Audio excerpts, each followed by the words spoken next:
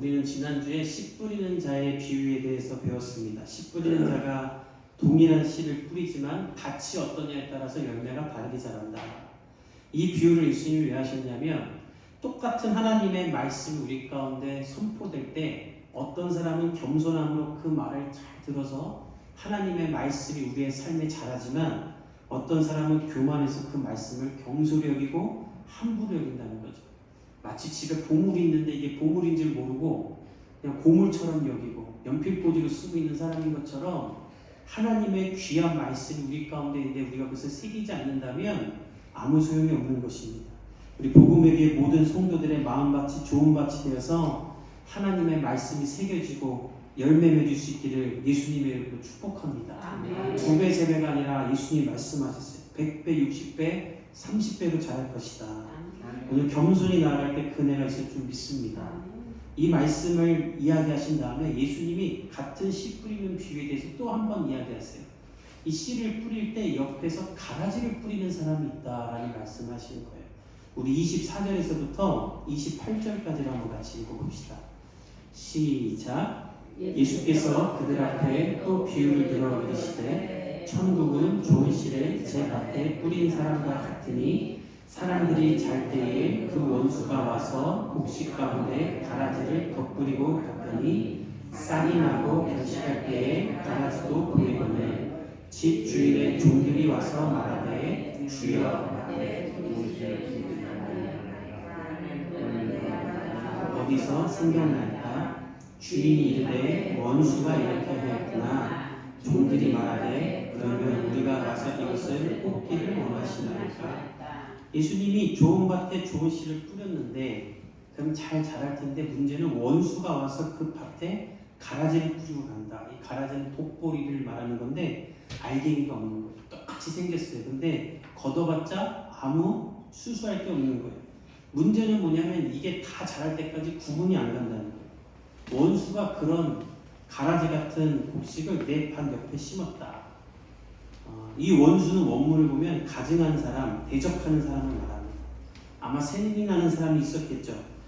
좋은 밭에 좋은 씨를 뿌리니까 잘 될 게 뻔하니까 그것이 질투나고 샘이 나서 몰래 가라지를 뿌린 거예요. 밭을 망치기 위한 목적으로.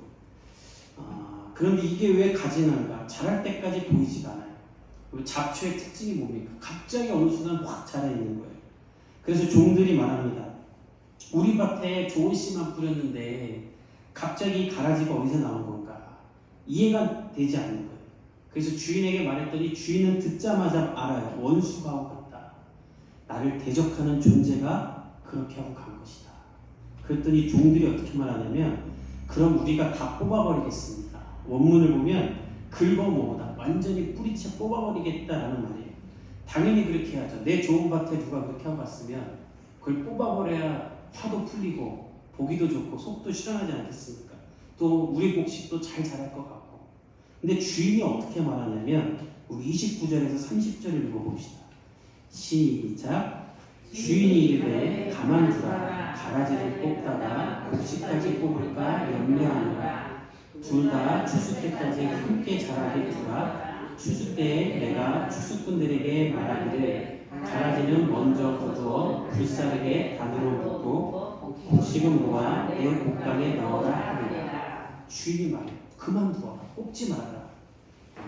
왜냐하면 가라지를 뽑다가 즉 의미 없는 것들을 뽑다가 곡식까지 뽑을까 염려된다. 이 가라지의 특징이 뭐냐면요. 알맹이는 없는데 뿌리는 엄청 많이 뻗쳐나간다는 거예요. 그래서 이 가라지의 뿌리가 알맹이 있는 곡식과의 뿌리가 다 엉키게 되는 거예요. 그래서 가라지를 뽑다가는 곡식도 뽑을 수밖에 없게 되는 거예요. 그래서 주인은 무슨 말 하냐면 뽑지 마라. 그렇다가 알고까지 주는다. 근데 그리고 한 가지 중요한 명령을 더 내려요. 그런데 구분은 해라. 겉으로 구분을 하라는 거예요. 언제까지 구분해라? 추수할 때 이 가라지들은 전부 다 불태우기 위해 단으로 묶어 구분해 놓으라는 거예요. 예수님이 이 말씀을 왜 하시냐면 좋은 밭이 되라 열매를 크게 맺을 것이라는 메시지를 거둔 후에 예수님이 가라지가 있을 것이라는 메시지를 왜 했는가? 제자들이 이해가 잘 안 됐어요. 그래서 나중에 다시 물어봅니다. 그리고 예수님이 친절히 설명을 해주세요. 그 본문이 36절부터 나와요. 36절부터 40절까지 한번 읽어봅시다. 시작. 이에 예수께서 무리를 떠나사 집에 들어가시니 제자들이 나와 이르되 밭에 가라지의 비유를 우리에게 설명하여 주소서.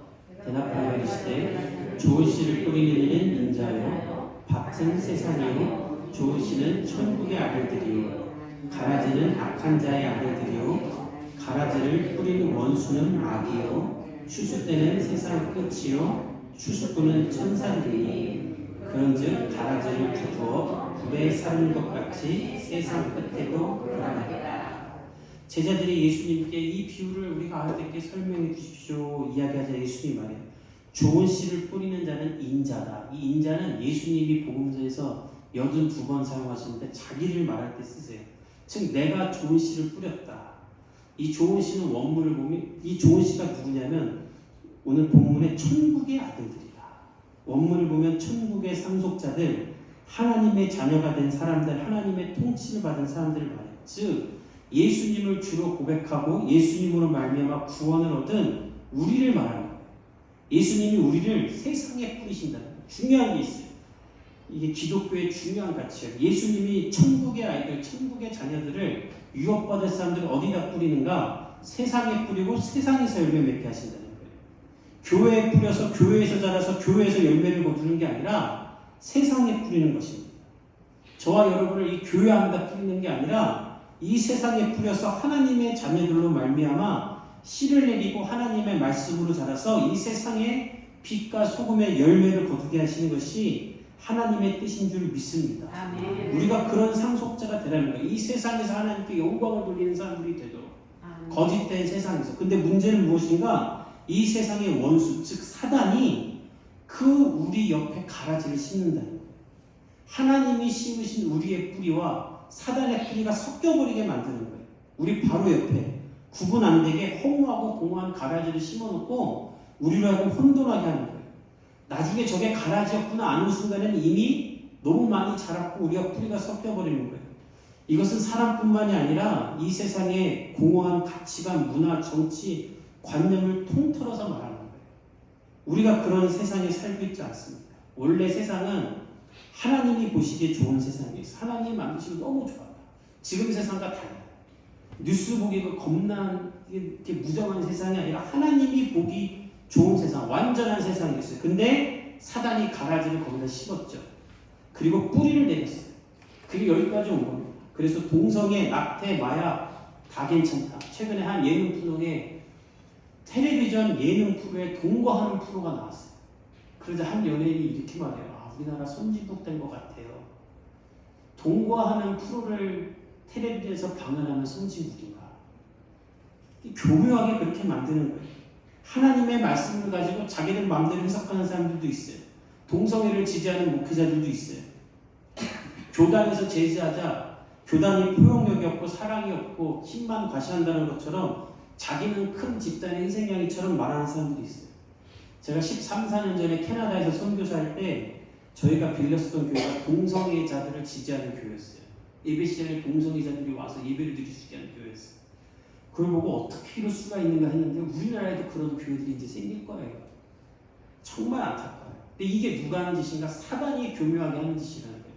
사단이 얼마나 교묘한가? 예수님이 광야에서 금식할 때 사단이 와서 뭐라고 하냐면 성경 말씀을 가지고 예수님을 유혹합니다. 예수님한테. 말씀이신 예수님한테 성경 말씀 가지고 유혹해요. 근데 예수님이 어떻게 하시냐면 성경 말씀으로 그를 물리치시는 거예요. 우리 교회 가운데 이런 능력이 있기를 축복합니다. 아멘. 아담과 하와도 마찬가지였어요. 하나님이 말씀하셨어요. 선악과 먹으면 정령 죽을 것이다. 근데 사단이 뭐라고 하면 너 안 죽는다. 결코 죽지 않는다라고 써있어요. 성경에. 그럼 인간이 뭐라고 해야 돼요?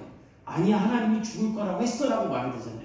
하나님이 그런 씨를 뿌렸잖아요. 근데 사단이 옆에 교묘하게 가라지를 심은 거예요. 결코 안 죽을 거야. 그러니까 인간이 어떻게 말했는지 아십니까? 아담과 하와가 죽을까 하노라 이렇게 적혀있어요. 반 섞인 거예요. 하나님은 죽을 수도 있어 이렇게 말한 적이 없어요. 죽을 거라고 하셨어요. 근데 사단의 가라지에 섞여서 죽을까 하노라.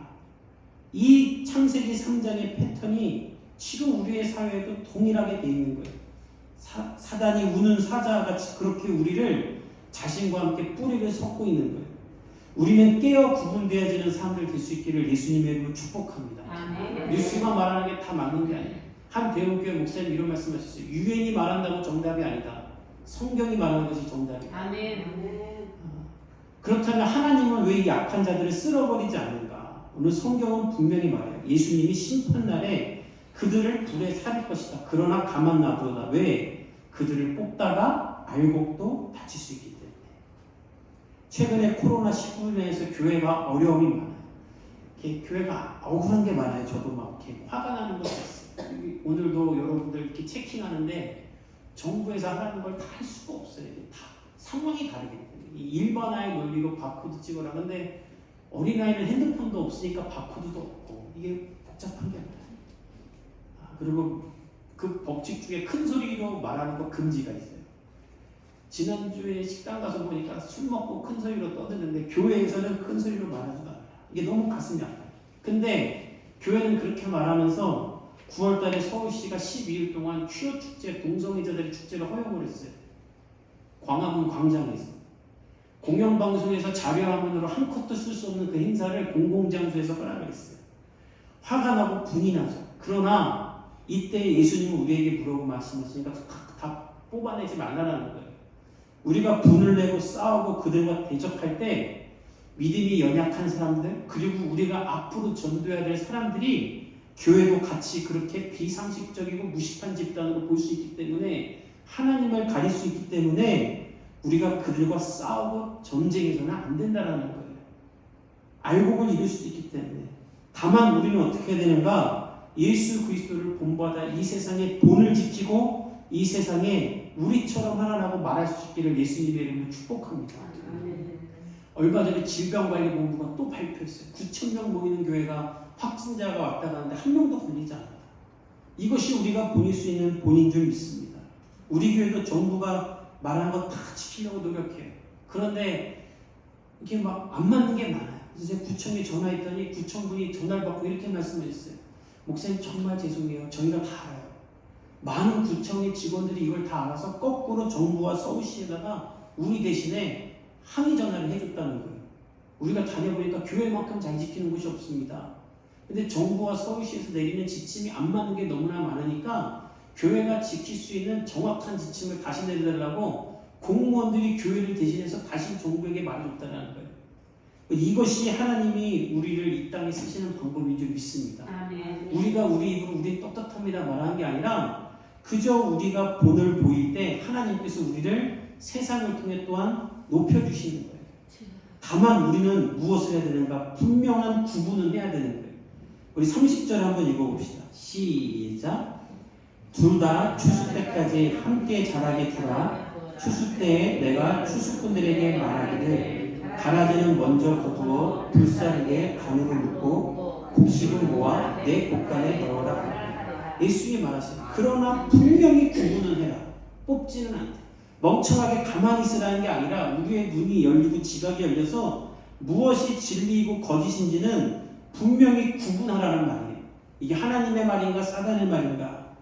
우리가 그 가운데 있지 않기를 예수님의 이름으로 축복합니다. 아멘. 정확히 하나님의 시선과 관점으로 세상을 보면 하나님이 원하시는 좋은 밭이 된다면 하나님은 우리에게 열매를 맺으실 줄 믿습니다. 아멘. 우리가 그렇게 할 수 있는 이유는 무엇인가? 모든 이 세상의 주권이 하나님께 있기 때문에. 우리는 작아 보이고 우리는 미련해 보이나 그러나 걱정하지 않을 것은 무엇인가? 이 세상의 모든 주권이 하나님께 있기 때문에. 오늘 본문에 보면 주인이 그냥 가만히 두어라. 이 여유가 어디서 나올까요? 우리 농사 다 망칠 수도 있는데 뽑지 말고 가만히 두어라. 이 본문의 뜻은 무엇이냐면 이 세상의 모든 주권이 하나님에게 있기 때문에 우리가 보기엔 사단이 더 커 보이고 사단이 무엇을 할 것 같지만 하나님의 허락 없이는 알곡 하나도 땅에 떨어지지 않는 줄 믿습니다.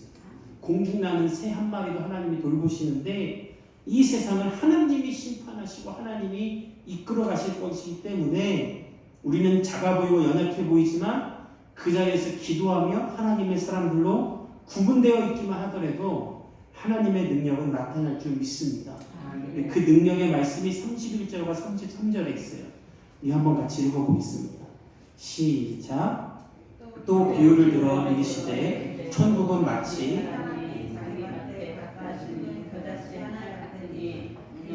하늘의 씨보다 작은 것이로되 자라 후에는 풀보다 커서 나무가 되매 공중의 새들이 와서 그 가지에 깃들이느니라.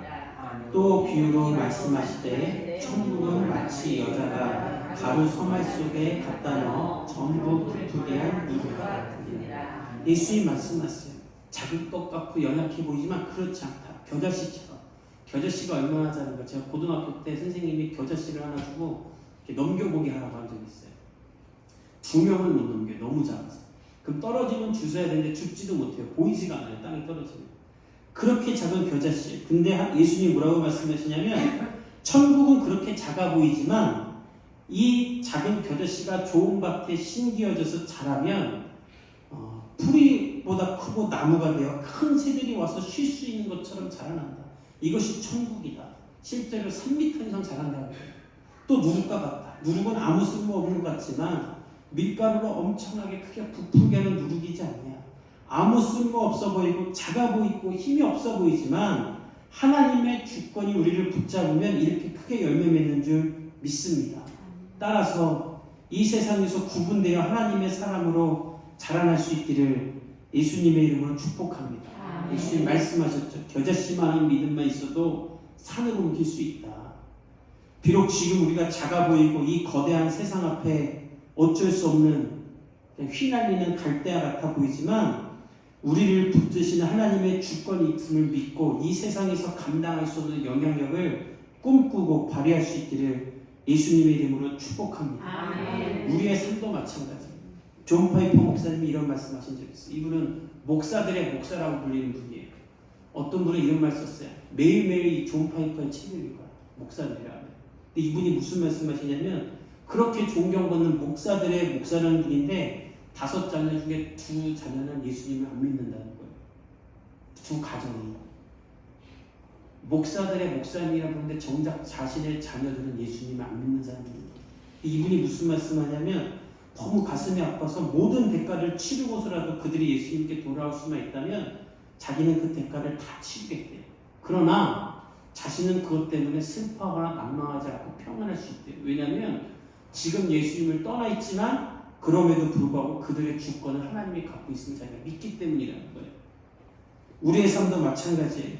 비록 지금 어려움이 있고 고단함이 있고 실패가 있을지라도 결국 우리를 붙드시는 하나님의 주권이 원수를 이기는 승리를 맛보게 하실 줄 믿습니다. 아멘. 이것을 붙잡고 온전하게 이 세상 가운데서 주의 길을 걸어갈 수 있기를 예수님의 이름으로 축복합니다. 아멘. 예수님이 말씀하셨어요. 우리를 세상에 부르셨다. 아멘. 세상에서 가라지와 섞이지 않고 오직 하나님만 바라보고 기도함으로 거룩한 하나님의 사람이 된다면 심판 때에 우리를 거두시는 주의 손길을 경험할 줄 믿습니다. 아멘. 우리 함께 기도하겠습니다.